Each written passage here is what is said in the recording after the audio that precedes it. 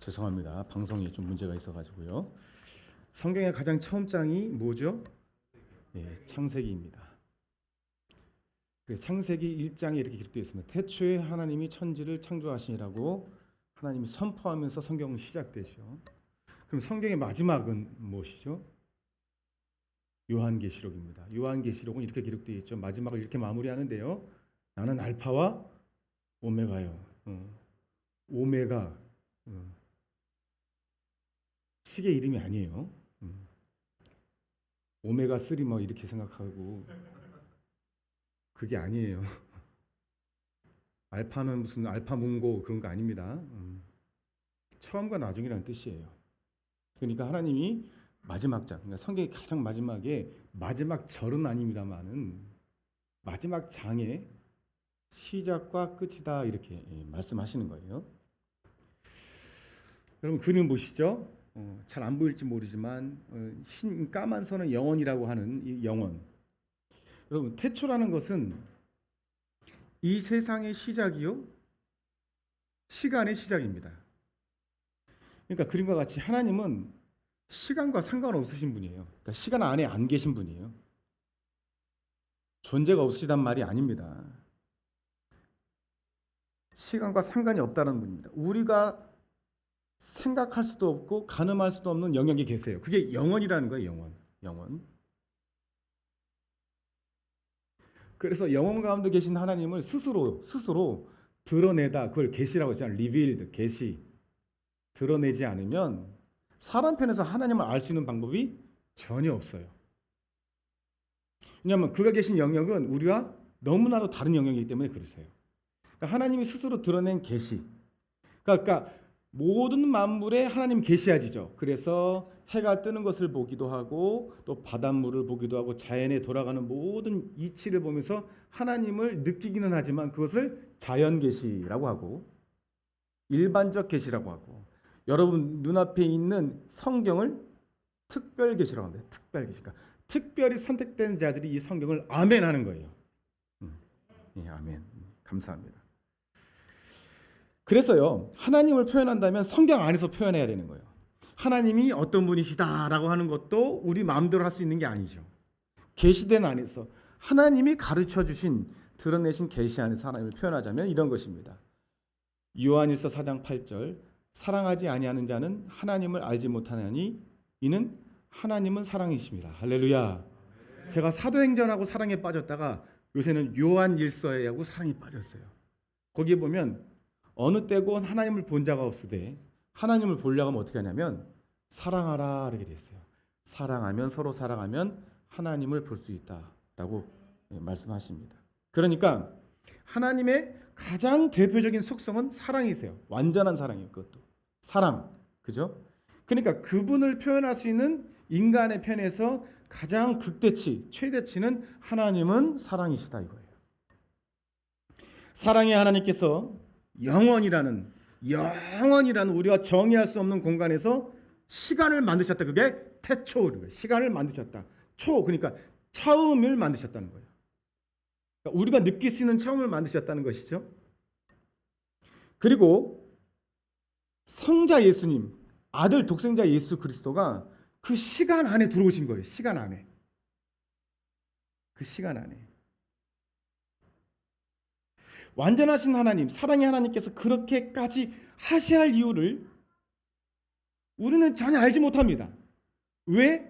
영원 가운데 계신 분이 시간을 만드셔서 그 시간 안으로 들어오셨을까? 그리고 누구는 선택하시고 누구는 선택하지 않으신 그 이유도 우리 편에서는 알 수가 없는 거예요. 여러분을 선택하신 이유와 선택받지 않은 사람들이 왜 그렇게 되는지 그 이유를 알 수 없을 뿐만 아니라 우리 편에서 생각을 가지고 판단하여 아는 것도 안 되는 것입니다. 알려고 해서도 안 돼요. 정말 교만 중에 교만이 그거예요. 너는 선택하고 나는 선택하지 않은 이유를 내가 알아. 정말 교만입니다. 다만 우리가 알 수 있는 것은 나를 선택하신 이유는 나의 공로도 아니고 그보다 내가 깨끗해서도 아니고 하나님이 나를 사랑하셨기 때문에 그렇다라는 것밖에 말할 수 없는 거예요. 할렐루야. 크게 아멘 합시다. 할렐루야. 예수님이 사람의 시간 안에 들어오셔서 고난을 통해 순종을 배우셨다라고 제가 말씀드린 것을 말씀해 보며 함께 시작. 그가 아들이시라도 받으신 고난으로 순종함을 배우셨다 이렇게 됐어요. 예. 그러니까 아들이시라도 하는 것은 하나님이신데 순종을 배우셨다는 거예요. 여러분 잘 들으세요.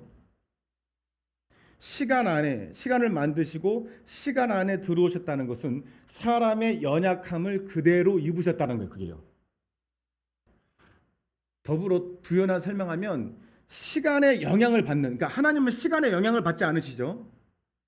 시간의 영향을 받으면 모든 보이는 물질은 다 연약해집니다. 이해하시면 아멘. 그러니까 시간의 영향을 받으면 연약해져요, 다. 그렇잖아요. 우리가 늙어간다 그러잖아요. 우리가 나이를 먹는다 그러잖아요. 그죠? 우리가 없던 증세가 일어나잖아요. 우리 최순옥 수사님이 저하고 그런 말씀 하셨어요. 잠을 조금 자도 거뜬했는데 요새는 아주 힘들다고. 그게 시간의 영향을 받는 거예요. 어떤 사람이건 천하장사건 아주 철인이건 결국에는 약해지는 거예요. 여러분 이 세상에서 가장 주먹을 잘 쓰는 핵주먹이라고 불리던 권투 선수 아시죠? 그 이름은 다 알죠. 마이크 타이슨이에요. 그의 역대기가 이렇게 나옵니다. 가끔. 그러면요. 정말 그보다 어깨 위로 큰 거구의 헤비급 타이틀 매치를 가진 그 챔피언도요. 마이크 타이슨이 한번 탁 휘두르면요. 이리 휘청 저리 휘청 하다가 푹 쓰러져요. 그러니까 1회를 거의 못 넘겨요. 그런 마이크 타이슨도 그러니까 한 번도 패하지 않은 마이크 타이슨이 누군가 맞아서 쓰러지는 장면이 나올 때 마음이 이상해요. 그런 것입니다. 그러니까 시간의 영향을 받으면 어떻게 돼요? 우리의 육체는 날마다 후퇴하는 것이죠. 그것이 연속이 뭐예요? 죽음입니다. 죽음. 그러니까 시간의 영향을 받으면 다 죽음인 거예요. 이 말은 시간 안에 오신 예수님도 우리가 똑같은 연약함을 입으시고 고난을 받았다라는 말이에요. 그러니까 시간 안에 들어오셨어. 그러니까 성령으로 마리아에게 잉태되시고 할렐루야. 그러니까 우리가 똑같이 잉태되는 것이죠. 모태의 조성이 되셨고 또 태어나셔서 유아의 시절을 보내셨고 유아의 시절에게 넘어지시기도 하셨을 거예요. 예수님도. 그리고 성경 안에 공생애 동안에 예수님도 많이 우셨다라고 표현해서 많이 우셨다라고. 여러분 분명한 것은 웃으셨다라는 말은 한 번도 안 나오셨어요. 우셨다라는 말은 많이 나와요.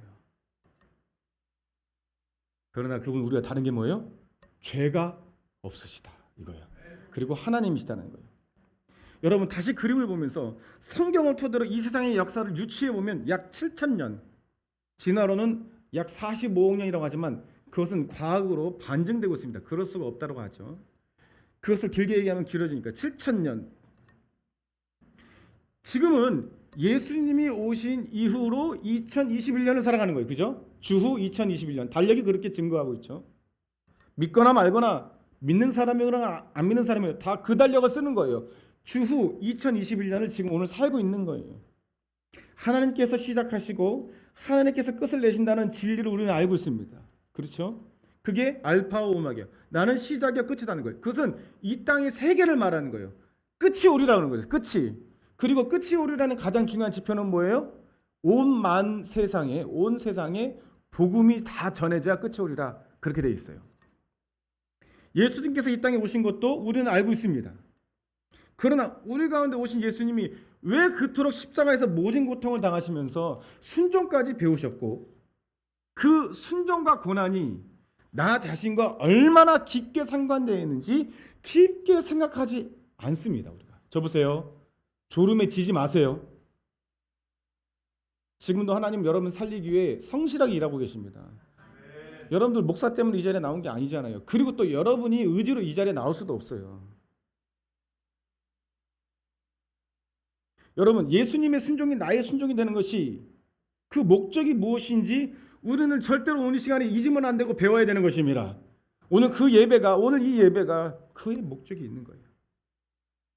영원함에서 태초를 딱 잘라 만드시고 그러니까 딱 꺾인 것이 태초예요. 그리고 다시 꺾여서 영원함에 들어가는 것이 하나님이 이 땅을 지으신 목적이에요. 그러니까 간단히 말하면 여러분도 하나님의 영원함에 초청하시기 위해서 하나님이 예수 그리스도를 이 땅에 육체로 오셔서 예수 그리스도를 믿는 자는 하나님과 함께하는 영원함으로 초청하시기 위해서 이 땅에 오신 거예요. 할렐루야. 근데 예수를 믿지 않는 자 어디래요? 그도 영원한데 어디로 영원? 하나님이 없는 지옥이라는 곳에서 영원함을 보내는 것이에요. 하지만 예수님의 순종이 나의 순종이 되고 예수님의 고난이 나의 고난이 되어야 한다는 말씀에는 대부분 이 말씀과는 나는 상관이 없다고 여기며 생각하는 경우가 많습니다. 그저 하나님은 이런 거예요. 내가 필요할 때 부르면 나를 도와주시는 하나님, 내 자녀와 나에게 그냥 평안함을 주시는 하나님, 내 일생에 예배조차도 그 이유가 내가 예배를 빠지면 무슨 일이 일어날까 봐 예배를 드리는 그것. 저 보세요. 하나님, 예수님은 이미 십자가의 고난을 이루셨으니 그 고난은 예수님의 것이지 나라고 여기지 않는 그런 것. 나는 그냥 은혜와 혜택만 누리면 된다고 생각하는 그런 죽은 신앙. 성경은 절대로 그렇게 얘기하지 않습니다. 같이 읽어보겠습니다. 로마서 8장 17절입니다. 시작. 자매면 또한 후사 곧 하나님의 후사요 그리스도와 함께한 후사니 우리가 그와 함께 영광을 받기 위하여 고난도 함께 받아야 될 것입니다. 할렐루야. 이렇게 얘기하고 있어요. 그러니까 여러분의 생각과 생각이 성경의 생각이 차이가 많이 있죠. 여러분, 우리 대한민국이 여기까지 오기에 그 역사를 객관적으로 살펴보면 하나님의 역사와 은혜가 있었다라는 것을 알 수가 있습니다. 독립운동과 또 제헌국가로서 최초의 국회가 열리는 역사. 독립운동의 80%가 기독교 인사들이고요. 최초의 제헌국가로 국회가 세워졌을 때에 목사님이 나와서 기도하고 시작했죠. 그 역사가 국회에 지금 기록되어 있고요. 그리고 그때 기도한 핵심이 뭡니까? 하나님, 대한민국은 하나님이 세우셨습니다. 선교 한국이 되게 하여 주옵소서. 그게 국회에 써 있어요. 역사로. 전 세계에서 가장 가난한 에티오피아보다 더 가난해서 에티오피아로부터 도움을 받던 나라가 우리나라였어요. 그러니까 두 번째인가 가난한 나라였던 그 나라가 경제 대국을 이루게 되고요. 조선시대에 굳어진 유교와 신분 체계로 인해서 여자들은요 물건보다 못한 취급을 받았죠. 제가 전에 설교한 바처럼 도망가지 못하도록 버선을 발보다 더 작게 해서 종종걸음을 걷게 했고요. 얼굴을 가리게 했고요. 그렇게 무식하고 무지한 나라들은 여자의 얼굴을 가리게 합니다. 지금 아프가니스탄의 여자들의 얼굴 눈만 뜨게 하죠. 조선시대가 그랬어요. 우리가 하나님의 은혜가 아니었으면 지금도 그런단 말입니다. 여성들은 칠거지약이라고 해서 크게 소리도 못 내게 하고 그리고 아들을 못 낳으면 쫓아내게 하고 선교사가 들어와서 이 나라에게 하나님의 은혜를 주자 이 나라는 변화되기 시작했죠. 세계로 두 번째로 여성들이 선거권을 갖는 나라가 우리나라입니다. 선거권이 여성에게 주어지는 것은 참으로 많은 세월이 걸렸는데 우리나라는 제헌국회가 세워지자마자 선거권을 갖게 됐어요. 그것도 하나님이 하신 거예요. 수많은 방해와 전쟁이 있었지만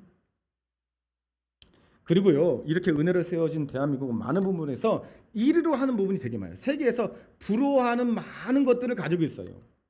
쉽게 얘기해서 편의시설도 그렇고요. 어딜 가도 쉽게 물건을 살 수가 있고 어딜 가도 쉽게 정보를 얻을 수 있고 그리고 행정도요 우리나라만큼 잘 된 데가 없습니다. 전화를 걸고 핸드폰으로 어떻게 하면 행정이 다 처리가 되죠. 어디서 전화만 하면 우리가 아주 반갑게 민원 처리가 되는 것. 자연 환경도 그렇죠. 사계절이 뚜렷한 나라. 얼마나 아름답습니까 우리나라가요. 동네마다 조성된 아주 아름다운 공원들에서 마음껏 산책할 수 있고 세계에서 내노라는 브랜드가 다 우리나라예요. 그러니까 우리나라 여러분 세계에서 일어나는 축구들 보면 우리나라 상표들 다 선수들이 외국 선수들이 삼성, 뭐 현대, 뭐 기아, 뭐 테니스를 치던 탁구를 하던 우리나라 상표가 다 붙어 있어요. 지금 많은 혜택이 지금 우리나라에 사는 대한민국 국민에게는 주어지고 있습니다. 하지만요, 여러분 보세요. 이 말씀을 토대로 그런 혜택을 누리기 위해서 대한민국이라는 예를 들었을 때 대한민국이라는 나라를 예를 들었을 때 혜택을 누리기 위해서 혜택만 있나요? 국민에게는 의무도 있습니다. 4대 의무가 있죠. 뭐가 있죠? 국방의 의무가 있고 또 납세의 의무가 있고 또 교육의 의무가 있고요. 또 근로의 의무도 있는, 일할 수 있는 근로의 의무도 있는 것입니다. 하지만 대한민국 국민이어야지만 국방의 의무를 할 수가 있는 거고 또 세금을 낼 수가 있는 거예요. 아무리 여행을 와서 우리나라 좋다, 대한민국이 좋다 한다 한들 그에게 그 의무를 부여하진 않습니다. 여러분, 손기정 선수, 마라톤 선수 아시죠? 그가 마라톤에 금메달을 딸 때 그 가슴팍에는 일장기가 있었잖아요. 그때 그 손기정 선수의 마음에는 무너졌다고 합니다. 근데 후에 나라가 회복이 되고 그 손기정 선수에게 국가 유공 훈장을 주고 아주 많은 상금을 그에게 포상으로 줬다고 합니다. 그 손기정 선수는 참 믿음의 사람이라고 하는데 그가 이 포상금을 받고 세금을 내기 위해서 갔다고 해요. 그런데 그 세금을 부여하는 그 세금 관리하는 분이 이렇게 얘기합니다. 당신은 유공자이시고 나이도 많이 들었기 때문에 그렇게 많은 세금을 안 내도 됩니다. 했더니 이분이요 굉장히 실망하더래요. 왜 내가 나라를 위해서 세금을 많이 내려는 그런 것들 하지 못하게 하느냐, 오히려 실망하더랍니다. 여러분, 하나님 나라를 위해서 고난도 함께 받는다는 말을 여러분 어떻게 받아들입니까? 아무나 하나님이 고난을 주는 게 아니라는 거예요. 지금 이 땅을 살아가는 동안에 대한민국의 시민으로 살지만 동시에 그 의무도 있는 것처럼 영원한 하나님 나라의 시민으로서 의무도 있는 거예요. 해야 될 바도 있는 거예요. 그것이 아무나 할 수 없는 것처럼 선택된 그리스도인들만이 고난에 동참하는 것, 하나님의 선택된 자만이 그렇게 할 수 있다는 것입니다. 그러나 우리에게는요, 하나님의 은혜와 영광과 상급은 반갑지만 하나님이 고난을 주겠다라는 것에 대해서는 반갑기 어렵습니다. 은혜와 혜택은 반갑지만 고난은 싫은 것입니다. 그러나 여러분 잘 들으세요. 이렇게 살면 우리의 믿음은 결코 성장하지 않습니다. 여러분, 성장하면 멈추는 게 아닙니다. 사단은 멈춘 자를 끌어내립니다. 결국 믿음의 자리에서 떠나게 되는 것입니다. 사랑하는 여러분, 저는 지난주에 우리에게 하나님이 말씀하시는 순종의 이유와 고난의 유익에 대해서 깊이 은혜를 나누고자 합니다. 만약 오늘 우리가 주시는 말씀에 은혜를 받았어요. 예수님의 순종과 고난이 나의 순종과 나의 고난이 된다면요, 우리는 매사에 하나님의 기적을 체험하면서 살 수 있는 거예요. 하루마다, 매일. 그래서 오늘의 말씀의 제목이 고난의 유익입니다. 고난의 유익. 부제목이요. 고난이 나에게 하나님이 주시는 축복이다라고 여기는 사람이야말로 그 자체가 기적이 아닙니까? 이 세상 어떤 사람이 고난을 유익이라고 여기겠습니까? 그러나 오늘 말씀을 듣고 여러분 마음이 변화해서요, 고난이 하나님이 주시는 축복이 오기 위한 과정이다라고 여기게 된다면 매일 여러분 하나님을 만나는 삶을 살게 된다는 거예요. 할렐루야. 그런 삶이 얼마나 행복한 삶이겠습니까? 오늘 본문을 보겠습니다. 성경에서 가장 긴 장이 시편 119장이요. 119편이. 다윗의 고난 중에 고백한 시입니다. 본문 66절로 67절입니다. 함께 읽어보겠습니다. 시작. 내가 주의 계명을 믿었사오니 명철과 지식을 내게 가르치소서. 고난당하기 전에는 내가 그릇 행하였더니 이제는 주의 말씀을 지키나이다. 다윗의 고백 중에 우리가 주목할 부분은 뭡니까?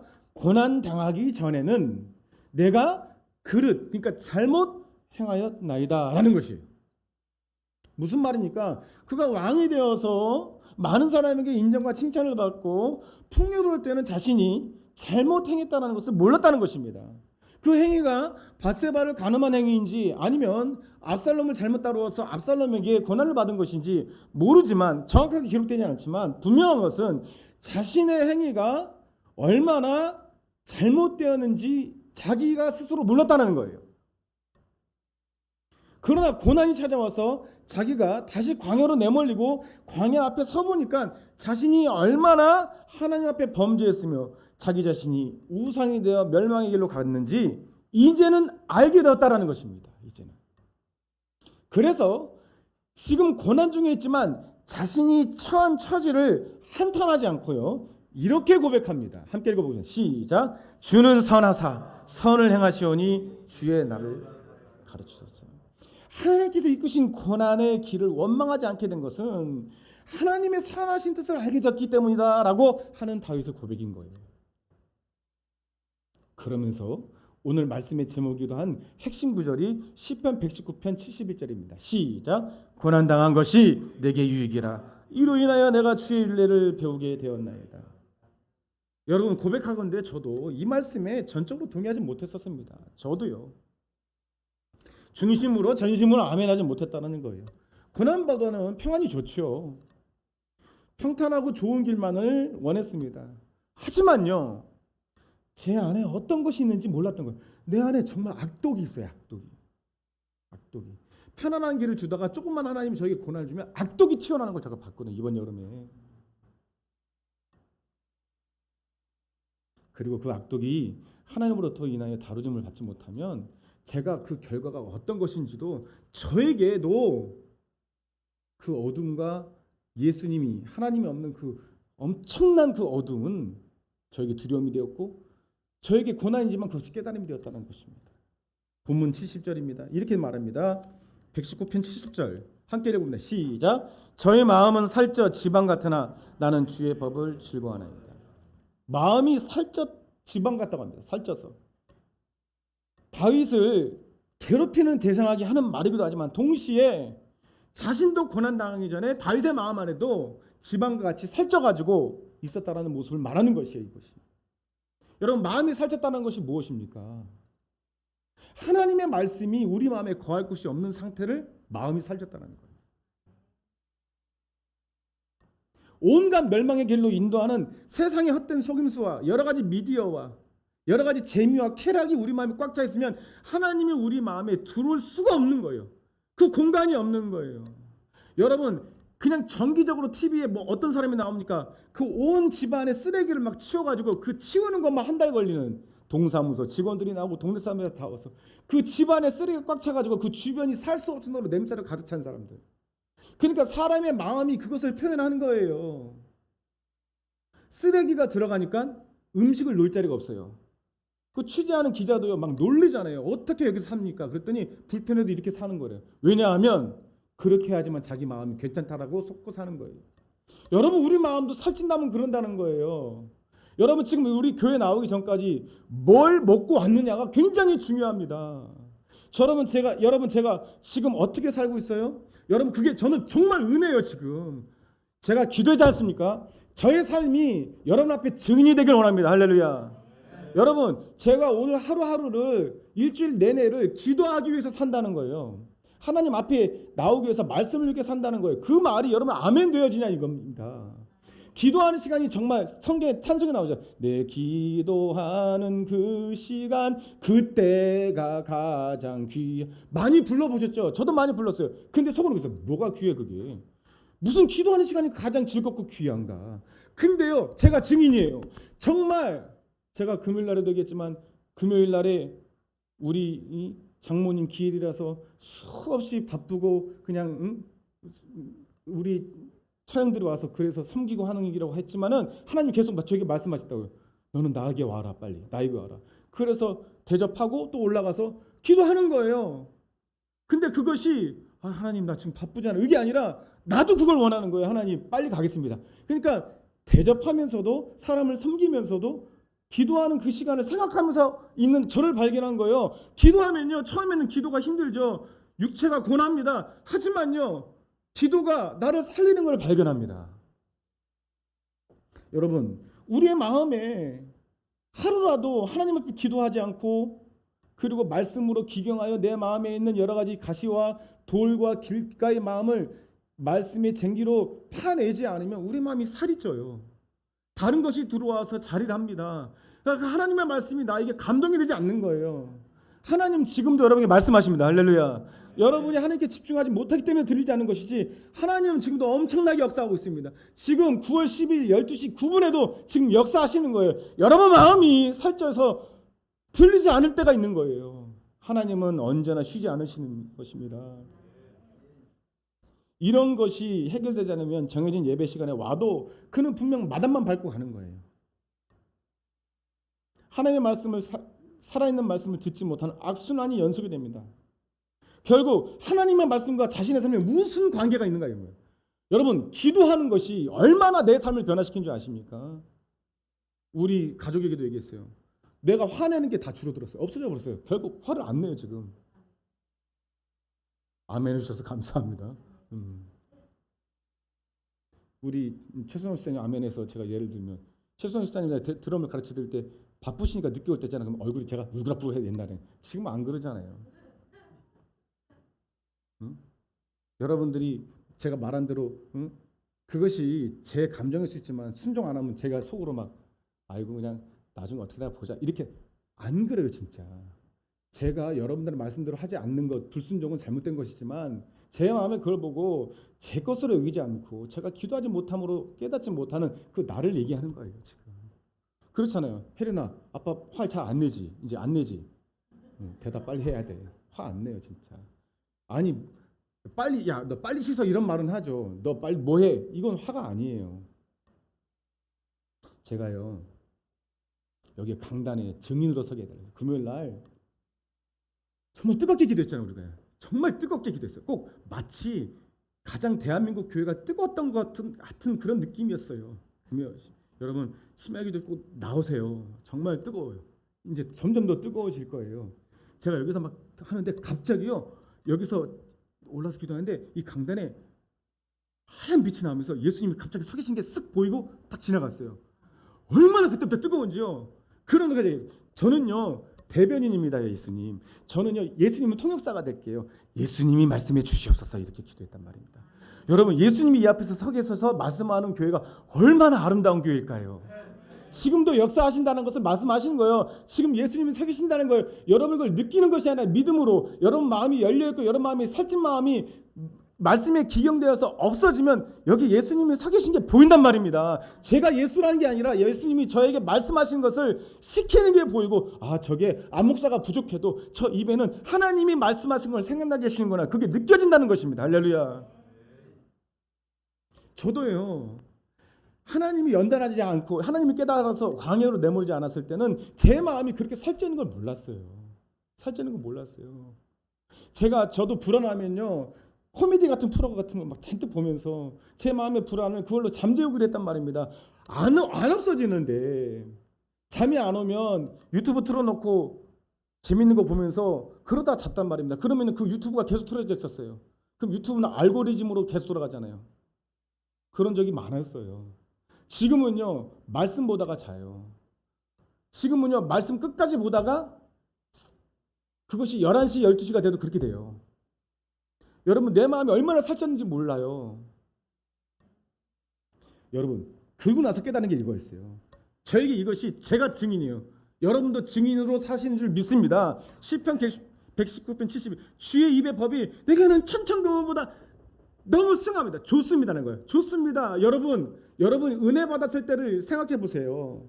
그 은혜가 어제 받은 은혜가 오늘 없어지지 않아요. 여러분이 결단하고 예수의 고난, 예수님의 순종이 내 고난과 순종이라고 여기면 말씀이요 얼마나 단지 몰라요. 여러분 말씀만 펴면 웃음이 이렇게 나와요. 내 상황과 상관이 없어요. 여러분 다 경험하신 분이십니다. 할렐루야.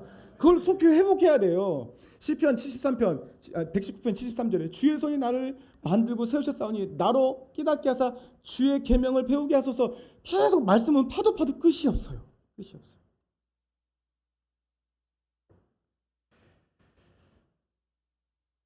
그전엔 제가 목사의 직분을 감당하기 위해서 이 말씀을 소중히 여기지 않았던 것을 여러분 앞에 고백합니다. 말씀을 전하기 위해서 이 말씀은 참고서였어요. 저에게 이 말씀이 생명되지 못했단 말입니다. 주님이 나를 만드시고 이 땅의 시간 가운데 보내신 이유를 말씀을 통해 알게 됐고 내가 살아갈 이유와 그 끝도 알게 된 것이에요. 하나님과 그리고 그 뜻이 내 소망이 점점 그 일치가 되고 있다는 것을 기도를 통해 알게 됩니다. 하나님의 뜻이 내 뜻이 되는 거예요. 내 소망이 되고 내 소원이 되는 거예요. 74절에 이렇게 말합니다. 주를 경외하는 자가 나를 보고 기뻐할 것은 내가 주의 말씀을 바라는 영고이니이다. 지금 내가 주의 말씀을 붙들고 기도하는 이유는요, 고난을 통해 내가 멸망의 길로 가고 있음을 알게 되고 돌이키게 됐기 때문에 그걸 찬양하는 거예요. 할렐루야. 여러분도 말씀을 통해 깨닫고 돌이키게 되는 역사가 있으면 하나님을 찬양하십시오. 그거보다 더 큰 기적은 없습니다. 여러분이 천국 가는 것보다 더 중요한 일은 없는 것처럼요. 할렐루야. 제가 나를 가리워 하나님이 보이지 않는 시간이 얼마나 무서운지 여러분 몰라요. 하나님이 보이지 않는 어둠이 얼마나 무서운지 몰라요. 하나님 없는 곳이 지옥이라는 것을 깨닫게 하신 주님을 찬양합니다. 그게 얼마나 무서운지 몰라요. 이 과정이 나에게 없었더라면 내 마음은 여전히 살쪄서 나는 부유한지 알겠죠. 그래서 고난을 허락하신 하나님이 선하시고 그 과정 가운데 하나님의 말씀을 사랑하게 된 저를 모든 사람이 좀 보길 원하는 거예요. 그래서 증인으로 서게 하여 주옵소서 기도하는 것입니다. 여러분, 지난주에 예전에 우리 교회 잠깐 와서 특성했던 경혜자매라는 분에게 전화가 왔어요. 여러분 기억하실지 모르지만 여기는 안 왔지만 전에 있는 교회 갑자기 하나님이 저에게 전화라고 해서 전화했대요. 여러분 기억하세요. 그분은 눈이 안 보이는 자매였어요. 근데 찬양은 얼마나 아름답고 그 신앙은 얼마나 아름다웠던지 갑자기 전화가 왔어요. 제가 전화기가 바뀌어서 그 자매의 이름이 없어졌는데 모르는 번호에서 못 받았다가 다시 받았더니 그 자매인 거예요. 하나님이 마음을 주신 것 같아서 전화를 하게 되었다는 것이죠. 근데 그 자매가 전하는 소식을 듣고 저는 충격을 받았어요. 그 자매가 사람의 관계를 통해서 눈이 안 보이는데 관계를 통해서 마음의 상처를 깊게 받고 깊은 우울증에 빠져버리게 되었다는 거예요. 갑자기 자는데 자기도 모르게 자기 영혼이 빠져나오는 것을 보면서 자기도 모르게 발코니 앞으로 걸어가면서 자살하려는 것을 발견하게 됐대요. 그때 하나님이 막지 않아서 그대로 뛰어내렸다는 거예요. 근데 그때 하나님을 깨닫게 된 거예요. 다시 어둠이 사로잡히면 사람이 무슨 짓을 할지 몰라요. 그리고 하나님의 은혜를 회복하고 나서 갑자기 아프게 됐는데 그 아픔으로 인하여 병원에 일주일간 병원에 입원하게 됐습니다. 너무나 아파서. 근데 그게 낫게 되더래요. 근데 검사를 했더니 의사가 이런 진단을 내는 거예요. 척추 강직증이라는 진단을 받게 됐어요. 이건 불치병입니다. 나중에 척추가 뻣뻣해지는 거예요. 그래서 머리를 못 숙인대요. 이제 차 탈 때도 머리를 숙이고 머리를 샴푸로 감을 때도 머리 숙여야 되는데 머리를 남이 이제 감겨줘야 될 그런 불치병이 찾아온 거예요. 의사가 얘기하는데 지금까지 어떻게 견뎠어요? 근데 통증은 몰랐는데 이제 앞으로 이 통증이 말할 수 없는 통증이 찾아온대요. 이 자매가 이렇게 말합니다. 그렇게 눈이 안 보이는 그 자매에게 그 병이 오는 것도 저는 충격인데 이 자매가 이렇게 말해요. 목사님, 저는 이 병을 낫게 해달라는 기도보다는 하나님의 선하신 뜻을 알게 해달라고 기도해 주세요. 그때 제가 입이 막히더라고요. 말문이 막히더라고요. 충격을 받게 되더라고요. 저도 이 여름에 하나님이 없는 그런 것을 체험하면서 정말 많은 시간을 번민하고 고민했지만 그 자매 앞에서는요 말이 안 나오는 거예요. 그냥 아멘 아멘만 했어요. 전화로 한 40분 통화했는데 나에게 그런 일이 일어나면 어떡하지? 내 자녀에게, 내 주변 식구들에게 그런 일이 일어나면 나는 어떻게 받아들일까? 자신이 없어요. 하나님이 하시겠지만 자매를 위해서 내가 기도한다고 목숨 걸고 기도할게요 라고 기도한 약속을 했어요. 그리고 기도하는데 하나님 이런 깨달음을 주시는 거예요. 저에게. 물론 이게 치기 어린 말이나 부질없는 말일 수 있지만 그 자매가 차라리 안 보는 것을 감사드립니다 라고 했어요. 그 지경에 이르렀을 때 만약에 우리가 눈에 보이는 세상을 본다면 내 지경을 한탄하면서 비교하지 않을까. 그래서 오히려 보이는 것이 하나님의 선하신 뜻을 방해할 수 있겠구나. 그 자매 입장이 안 돼서 나는 이렇게 말하는 게 너무나 죄송하고 미안하지만 내가 기도하는 중에 그 깨달으면서 차라리 여러분 우리 눈에 보이는 것이 좋은 것만 있는 건 아니에요. 우리가 보지 말아야 될 것을 많이 보면서 하나님의 선하신 뜻을 놓치잖아요. 그런 가운데 말씀을 준비하면서 이 말씀도 딱 보이는 거예요. 여호와여 내가 알거니와 주의 판단을 의로우시고 주께서 나를 괴롭게 하시면 성실함으로 말미암아. 이 말이 이해가 됩니까 여러분? 괴롭게 한대요 주님께서 나를. 성실하게 그것도요. 쉬지 않고 성실하게 괴롭게 한대요. 근데요 여러분 기도해 보세요. 하나님을 진짜 만나면 이 말이 반가워요. 나를 괴롭게 해서 선하신 뜻을 놓치지 않고 어둠 가운데 들어가지 말게 하여 주시옵소서. 진실한 기도가 나오기 시작하는 것입니다. 여러분, 대한민국이 전 세계에서 가장 자살률이 높은 나라입니다. 대한민국뿐만 아니라 전 세계적인 자살은 추세예요. 흐름이에요. 이것은 사단의 전략이 있고 배후가 있기 때문에 그렇습니다. 고난을 통해 순종을 배우신 예수님이 결국 십자가의 극심한 고난 후에 죽으셨지만 그게 끝이 아니잖아요. 극심한 고난이 끝이 아니라 3일 후에 영광 가운데 부활하셔서 예수 믿음과 또 그 믿음을 믿는 자에게 그 부활에 동참하게 하신 그 영광이 있었잖아요. 그죠? 그런데 예수 믿음과 상관이 없기 때문에, 이 믿음과 상관이 없기 때문에 마음과 육체에 오는 고난을 피하다가 결국 내가 죽으면 끝이 나겠지 하고 사단이 속이는 거예요. 저는 그 마음이 이해가 돼요. 정말 괴롭고 괴로울 때는요, 내가 죽었으면 좋겠다는 생각이 들기도 하거든요. 근데 내가 스스로 죽지 못하는 이유 뭐예요? 나는 또 그것도 알거든요. 지옥이니까 그게.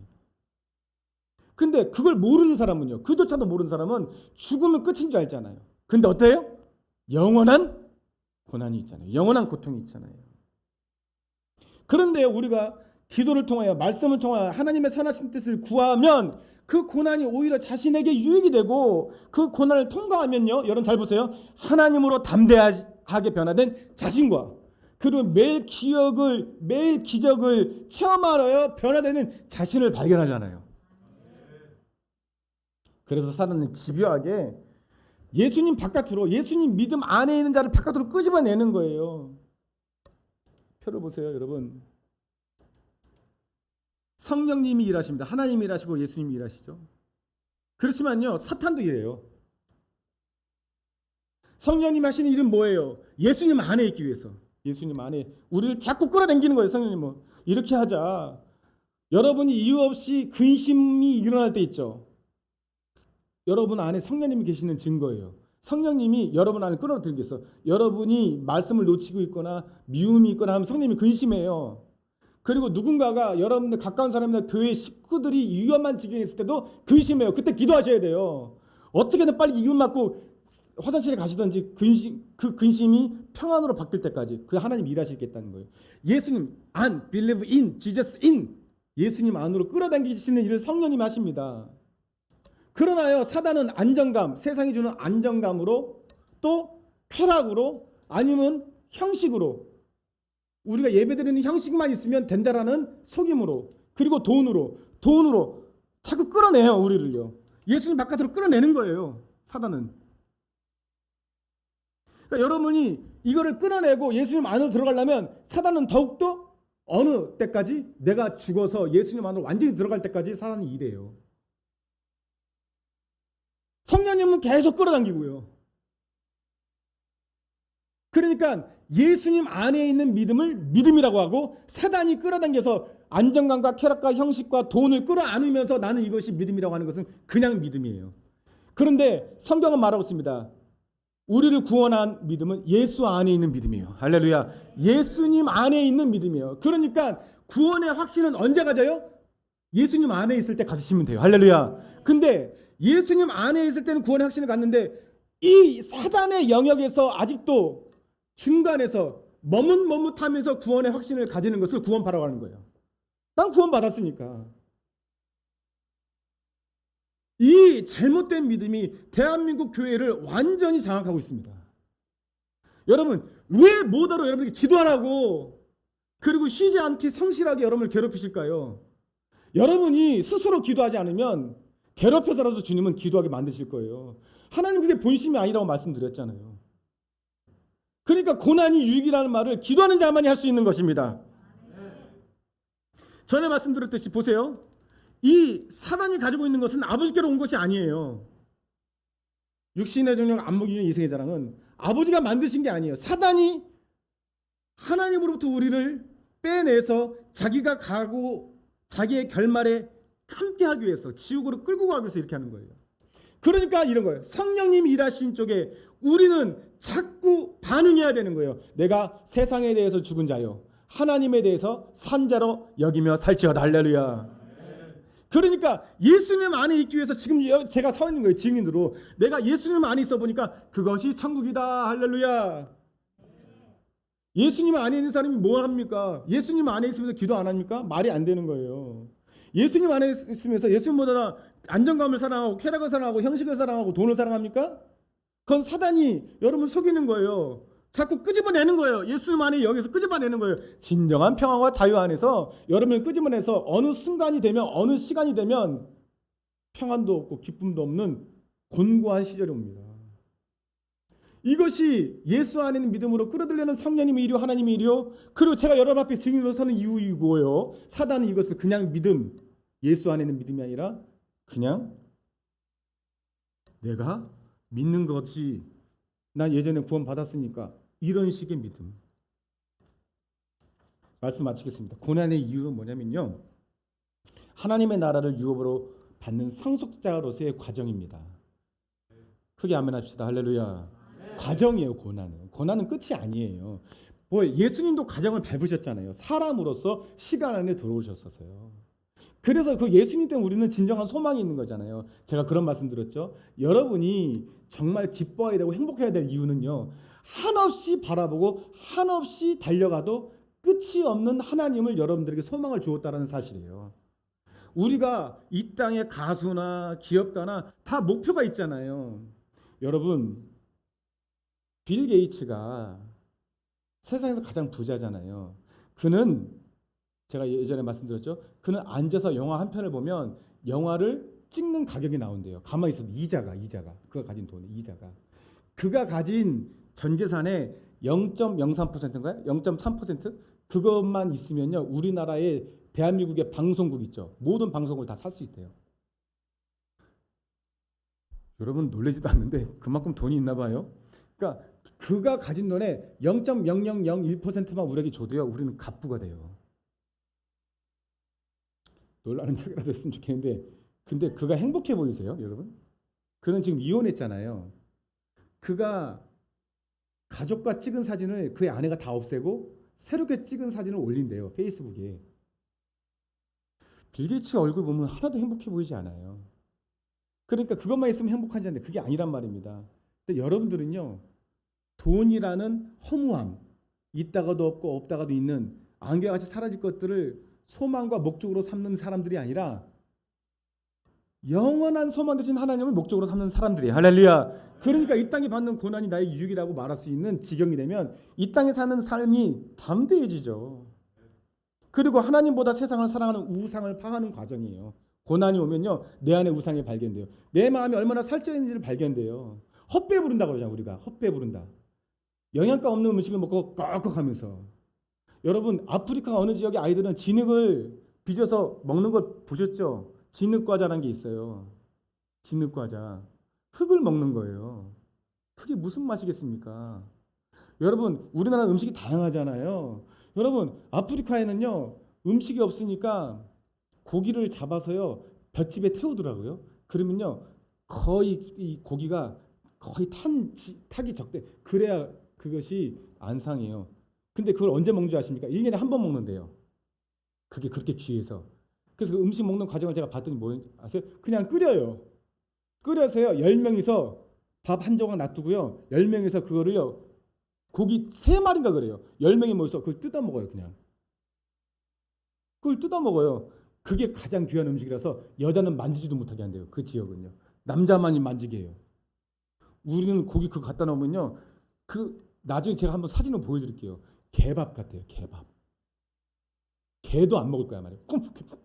개도 요새 인간이 주는 음식을 먹이자 하면서 막 그러잖아요. 또한 고난의 이유는요. 내 자신이 하나님이 없으면 나는 아무것도 아니고 죄인일 뿐이라는 걸 알게 하는 과정이에요. 마지막으로 고난은 이 땅을 사는 의미가 하나님이라는 것을 전적으로 동의하게 되는 과정이에요. 말씀 마치겠습니다. 욥기 이렇게 나오죠. 나의 가는 길을 오직 그가 아시나니 그가 나를 단련하시면 내가 정금과 같이 나오리라. 정금이 무슨 뜻인지 아시죠? 금도 여러 가지 종류가 있어요. 금도 18K가 있고 24K가 있죠. 근데 아무 불순물도 없는 것을 정금이라고 합니다. 정금. 그래서 순도 100% 금. 우리가 욥이 말하는 고백이 우리의 고백이 되어야 될 것은 나의 가는 길을 오직 그가 아십니다. 그게 고난의 길로 갈 때 그 피하지 마십시오. 그거를 어려워하지 마세요. 고난을 내 복으로 여기는 자는 하나님이 더욱더 함께 하세요. 더욱더 도와주시고, 그리고 그 후에는 내가 정금과 같이 나오죠. 우리의 신앙을 돌아봅시다. 내 마음이 살쪄 있지 않는지를 돌아봅시다.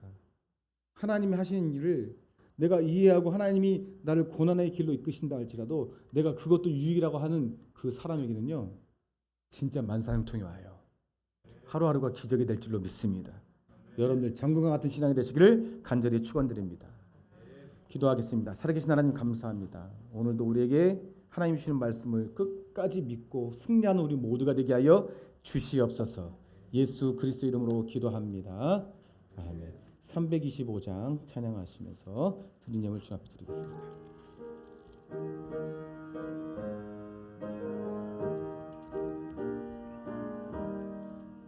예수가 함께 계시니 시험이 오나 겁없네.